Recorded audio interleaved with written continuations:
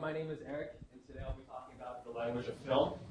When you watch a movie, a filmmaker is communicating to you on a subconscious level. You may not realize it, you may not know it exists, but you can feel it. And this is the level of communication I'll be talking to you guys about today. So first I'll talk about how the angling of the camera, the positioning of the camera can evoke certain emotions or ideas. Then I'll talk about cuts and pacing and how pacing can really help drive a scene. And then I'll conclude with some final thoughts, because I need to conclude.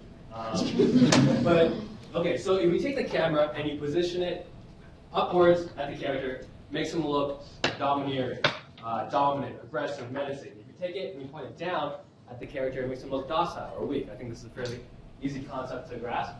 If you take the camera and you bring it close up to the person, this is called a close-up shot, it forces the audience to look at exactly what you want them to look at, which is a great way to engross the audience into your movie. In the movie Her, Spike Jonze uses close-up shots a lot to really drive home the story. Bring the camera back and you create a feeling of vastness, a great way to show the world in which a character operates. Or it can also be used to show the character, make him appear lonely or isolated if you put a bunch of people around him. This is the God's eye shot. It makes the audience feel omniscient. Perfect for a prisoner walking the Green Mile, a man dying on his bed, or two lovers reminiscing about their relationship. And to me, the God's eye shot evokes this feeling of absoluteness, of truth. It's really hard to explain, but here's a sample. I feel a bit badly. How many left we got? Me too.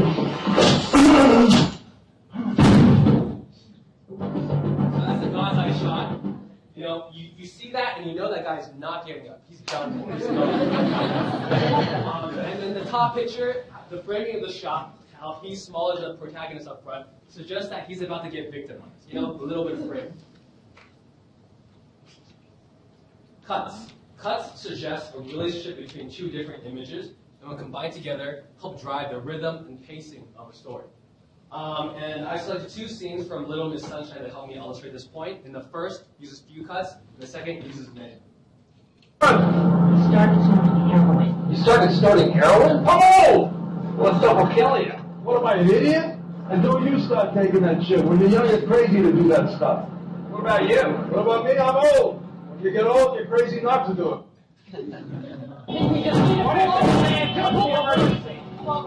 late. It's all right, man. Wait. It's all right. Hold on.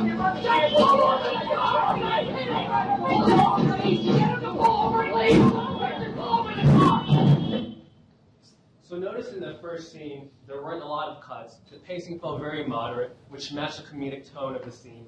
And the second one, a lot more cuts, a lot more frantically paced, matching the boy freaking out. Pretty intuitive, I think.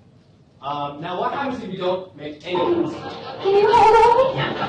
They're checks. They're going to get expensive. How could you cut it? Nothing. What did you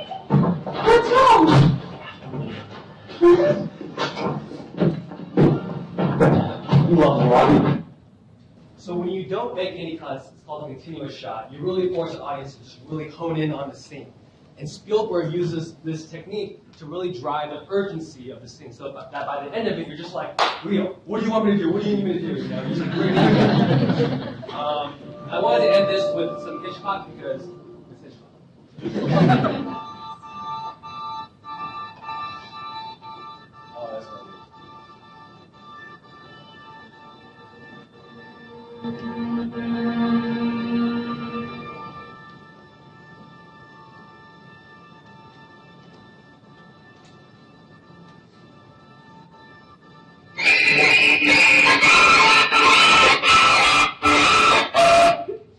Well, that went horribly, but so this scene uses techniques, all the things I've talked about. And the reason I wanted to talk about this shot specifically, the God's eye shot, I thought this was a really interesting use of the shot. You know, if I were to film it, I would have done like some quick pan to show the guy with the knife or some quick edit. But Hitchcock, in his genius, uses a God's eye shot, and in my opinion, if you watch the whole scene, really makes it that much more scarier. And so, you know, what defines a great filmmaker is not their mastery or knowledge of all the techniques and stuff I talked about. It's how they creatively and uniquely apply what they know to whatever scene. And this is a process that requires the filmmaker to actively think about their scene, the context, the big picture, to have the courage to experiment, and to have humbleness to look at what they've actually done and honestly assess if it worked or not.